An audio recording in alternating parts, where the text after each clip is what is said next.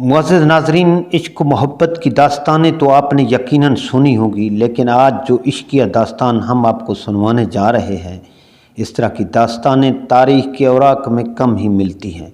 नाज़रीन, 1944 में मशहूर शायर और फिल्मी गीत साज साहिर लुधियानवी और अमृता प्रीतम लाहौर और दिल्ली के बीच वाक़े गाँव प्रीत नगर में एक मुशायरे के दौरान एक दूसरे से मिले।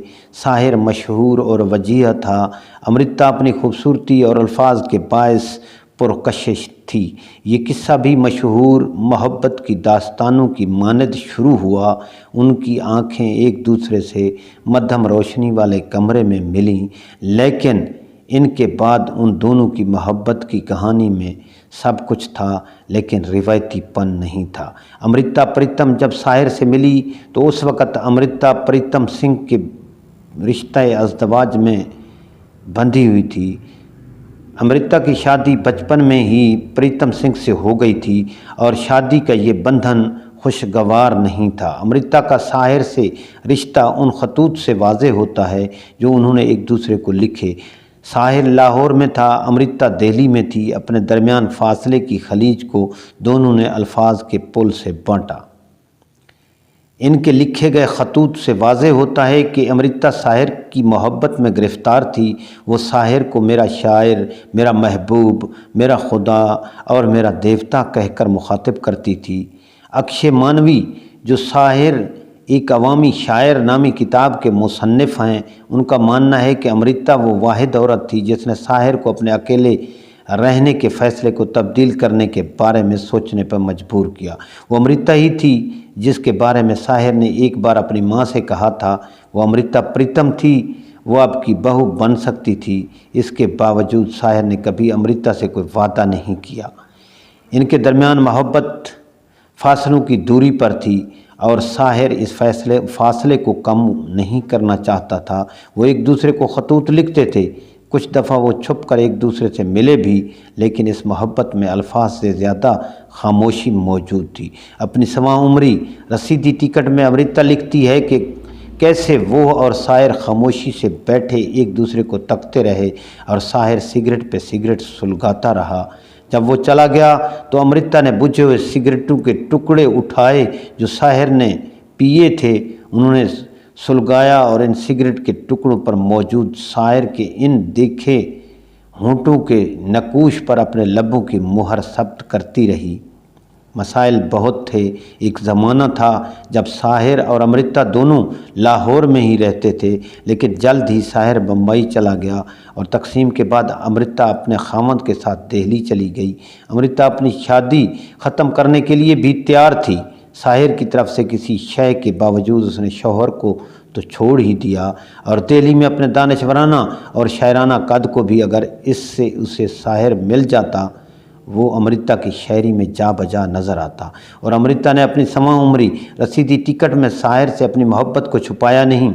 दूसरी जानिब साहिर अपने और अमृता के एक साथ मुस्तकबिल के बारे में इतना पुरइत्माद नहीं था। अमृता की कशिश इतनी तो ज़रूर थी कि साहिर के कलम से इसके चंद खूबसूरत तरीन अशार लिखवा गई। ये बहुत अहम नुक्ता है क्योंकि साहिर अपने शायराना फ़न की औज पर तभी महसूस होता है जब वो मुआशरे पर चोट खा रहा हो और इसकी सियासी आदर्श की झलक साफ दिखाई दे रही हो। उसकी शायरी में मोहब्बत की हैसियत सानवी थी। फिर भी अमृता और इन दोनों की नामुकम्मल मोहब्बत ने इसे फिल्म दोज का चांद के लिए महफिल से उठ जाने वालों लिखने पर मजबूर कर ही दिया। मनमानी के मुताबिक ये गाना साहिर और अमृता की मुलाकात के बाद लिखा गया। वो अपने देरीना साथी फ़नकार शायर इमरोज़ के साथ थी। दोनों 1964 में साहिर से मुलाकात के लिए मुंबई आए और अमृता को एक दूसरे मर्द के साथ देखकर साहिर के दिल से जो सदा बुलंद हुई, उसे उसने उन अशार में ढाला। महफिल से उठ जाने वालों तुम लोगों पर क्या इल्ज़ाम, तुम आबाद घरों के वासी मैं आवारा और बदनाम। وہ یہاں شاعر امرتا کے ساتھ اپنی محبت کی کہانی میں خود کو ایک دکھی ہیرو بنا کر پیش کر رہا ہے، لیکن لگتا یوں ہے کہ ان دونوں کی محبت کا اختتام 1960 میں ہوا، جب شاعر گلوکارہ سدھا ملہوترا کی محبت میں گرفتار ہو گیا۔ جب شاعر اور امرتا کی محبت بھری کہانی ختم ہوئی تو اس وقت شاعر کی ذہنی کیفیت کا اندازہ لگانا مشکل ہے، کیونکہ شاعر قدرتی طور پر ایک کم گو انسان تھا۔ عورتوں کے ساتھ معاشقوں کے باوجود وہ کسی کے سامنے اپنے جذبات اور احساسات کھل کر بیان نہیں کرتا تھا۔ امرتا اور شاعر کے محبت کے رشتے کے دوران امرتا نے ایک مختصر کہانی بھی لکھی تھی جو اس کی شاعر کے ساتھ پہلی ملاقات کا عکس تھی۔ اس نے کہا اس نے کچھ عرصہ سے شاعر کی جانب سے کچھ نہیں سنا تھا اور اسے امید تھی کہ اس کی کہانی شاعر کو رد عمل دینے پر مجبور کرے گی، لیکن ایسا کچھ نہیں ہوا۔ شاعر نے اپنے دوستوں سے کچھ نہیں کہا، اس نے جواب میں بھی کچھ تحریر نہیں کیا۔ بعد میں اس نے امرتا کو بتایا کہ اسے وہ کہانی بے حد اچھی لگی، لیکن اس نے اس کا جواب اس ڈر سے نہیں دیا کہیں اس کے دوست اس کا مذاق نہ اڑائیں۔ کچھ لوگوں کا ماننا ہے کہ شاعر کے عورتوں کے ساتھ تعلقات اس کی اپنی ماں کے ساتھ رشتے کی وجہ سے استوار نہیں رہ پاتے تھے، جو شاعر کی زندگی پر گہرا اثر رکھتی تھی۔ اس نے اپنے تشدد پسند خاوند کو چھوڑ کر خود شاعر کی پرورش کی تھی۔ شاعر یہ بات کبھی نہیں بھولا کہ اس کی ماں نے اس کی حفاظت کرتے ہوئے کس قدر مصائب جھیلے۔ فلم ساز ونے شکلا نے شاعر سے پہلی فلم کے لیے گیت لکھوائے۔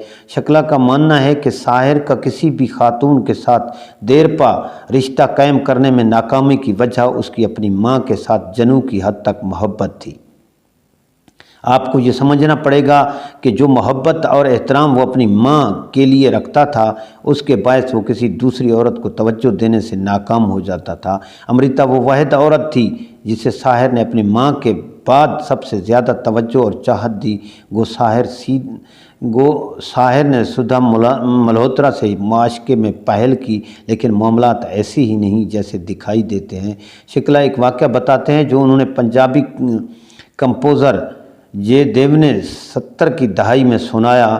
جے دیو اور شاعر ایک دوسرے کی دھن بنانے کے لیے شاعر کے گھر پر کام کر رہے تھے۔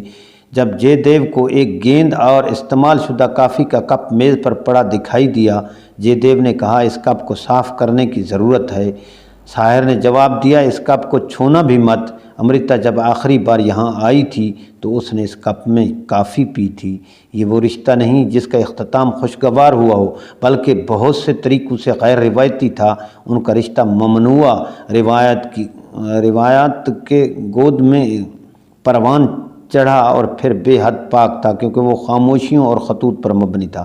تیزی سے ادھوری تکمیل کی جانب بڑھنے کے باوجود یہ پیار کا ایک ایسا رشتہ تھا جس نے دونوں انسانوں کی زندگی میں اپنا گہرا نقش چھوڑا۔